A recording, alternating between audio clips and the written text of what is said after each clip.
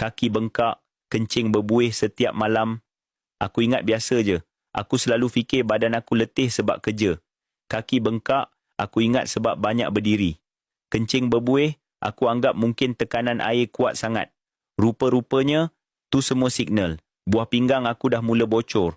Doktor explain, bila kencing berbuih tu bukan sebab sabun, tapi sebab protein dalam darah bocor, keluar ikut urin. Dan bengkak kaki tu pula sebab air tak disingkirkan betul-betul dari badan.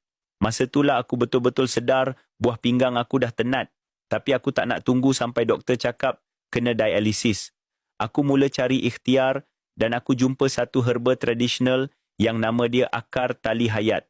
Herba ni memang digunakan dalam perubatan tradisional Cina dan Ayurveda untuk kuatkan buah pinggang. Kajian dari Journal of Ethnopharmacology tunjuk herba ni bantu kuatkan struktur sel tubul buah pinggang, stabilkan bacaan kreatinin dan protein urin, kurangkan radang dalam badan. Lepas tu aku dapat tahu ada produk yang gabungkan herba ni dengan nenas batu dan buah kulim, dua lagi herba power untuk masalah buah pinggang. Nama dia Jus Tiara. Aku mula minum hari-hari. 1 sachet pagi, 1 malam. Simpan dalam peti, minum sejuk-sejuk. Syukur, perlahan-lahan kaki aku dah tak bengkak, kencing tak berbuih lagi. Bacaan makin stabil. Doktor pun terkejut tengok perubahan. Kalau kau tengah lalui apa aku lalui dulu, jangan tunggu sampai terlambat.